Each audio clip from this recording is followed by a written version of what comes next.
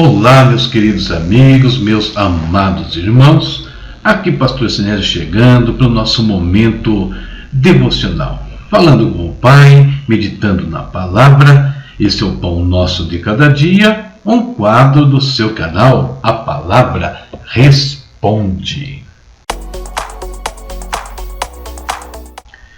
Começamos, como sempre, com o nosso momento de oração.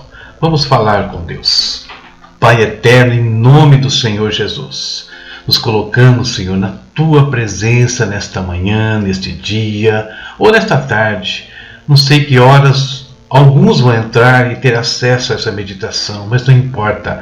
O Senhor estará atento às orações deles, ao clamor de cada um, ao clamor que levantamos juntos diante do Teu altar nesse instante, Pai.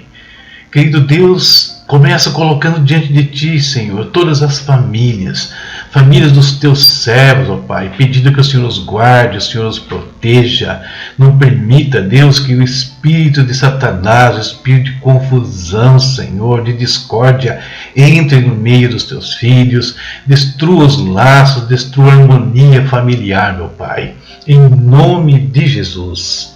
Peço ainda, Pai, por alguns amigos, pastores e líderes que nos enviaram aqui seus nomes, pedindo oração, pedindo um clamor da nossa parte. E eu coloco cada um deles agora diante do Teu altar.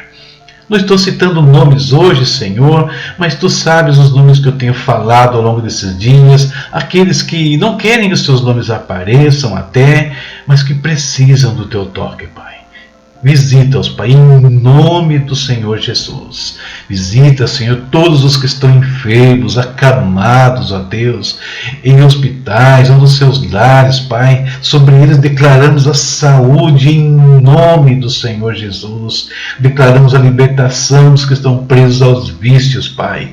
Vícios das drogas, bebidas e tantas outras coisas. Oramos, Senhor, mais uma vez pelo nosso Brasil, pedindo que a Tua graça, a Tua misericórdia cubra esta nação. Oh Deus, estamos começando mais um tempo difícil e com tantas necessidades que existem, a única discussão que se fala é quem vai ganhar isso ou aquilo, concorrência de cargos, e grande parte deles sequer estão interessados no futuro da nação, estão apenas interessados nos seus projetos de poder, projetos pessoais, meu Deus. Tenha misericórdia do Brasil. Pai, guarda também a Tua igreja, revestindo, ó Pai, da Tua graça, com o Teu Santo Espírito a cada dia. Ó Pai querido, nós precisamos de Ti. Nós precisamos do Teu toque dia após dia. Pai, precisamos também aprender cada vez mais da Tua palavra. Vem nos ensinar nesta pequena reflexão. Em nome de Jesus. Amém. Leitura de hoje, Gálatas capítulos 1 ao 3. Quero ler com vocês aqui Gálatas 1, do 6 ao 9, e Paulo diz: Admiro-me de que vocês estejam abandonando tão rapidamente aquilo que os chamou, pela graça de Cristo, para seguirem outro evangelho que, na realidade, não é o evangelho. O que ocorre é que algumas pessoas os estão perturbando, querendo perverter o evangelho de Cristo. Mas, ainda que nós, ou um anjo do céu, pregue um evangelho diferente daqueles que lhe pregamos, que seja amaldiçoado. Como já dissemos, agora repito, se alguém lhes anuncia um evangelho diferente daquele que já receberam, que seja amaldiçoado.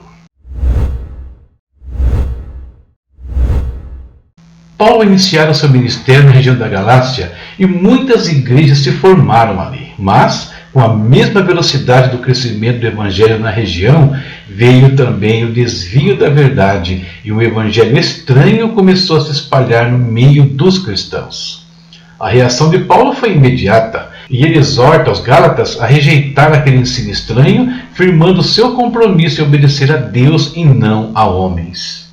Como deve ser o nosso comportamento diante da manifestação do erro ao nosso redor? Estamos vivendo tempos difíceis em relação ao Evangelho.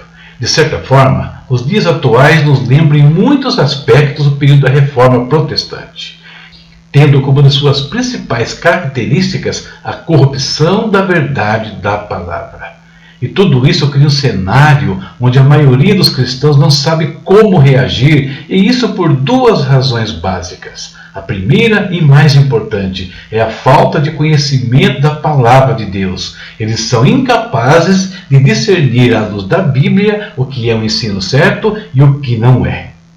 A segunda razão é que aqueles líderes que propagam esse evangelho, entre aspas, dos dias atuais, manipulando a palavra, fazem qualquer um que não se conforme às suas doutrinas serem considerados rebeldes e como se colocando debaixo de maldição por não se submeterem. Aqueles que pregam a mensagem que, segundo Paulo, deveria ser considerada maldita, estando eles mesmos na mesma condição, transferem esta maldição para aqueles que ousam se posicionar contra os seus ensinos. A submissão é devida para os verdadeiros homens e mulheres de Deus, cuja vida e doutrina se pautam regiamente pela palavra de Deus. Quando se trata de falsos ministros, sejam eles apóstolos, profetas, mestres, pastores ou até mesmo cristos, acatar suas doutrinas espúrias significa ser cúmplice dos seus erros. Tão certo como participamos das bênçãos da submissão aos servos de Deus, também participamos das consequências em se manter debaixo de mentiras e erros. Submissão ou cumplicidade, bênção ou maldição. Uma decisão que precisamos tomar hoje, antes que venha o Rei da Glória. Essa é a nossa meditação para o dia de hoje, e que isso nos ajude a pensar os nossos caminhos, a quem nós temos obedecido, que evangelho nós temos seguido. Deus abençoe a sua casa, a sua vida e a sua família. Próxima leitura, Gálatas 4-6. Fechamos esta epístola. Na sua tela, o meu espaço no Hotmart. Visite e ali você encontrará os meus livros digitais. Certamente um deles pode abençoar a sua vida e, adquirindo, nos abençoará do lado de cá. Disponibilizo ainda cursos, palestras e seminários, grupos para igrejas ou até mesmo aulas particulares, presencial ou online. Precisando? É só nos procurar. Deus te abençoe e até a próxima, se Deus quiser. Tchau, tchau.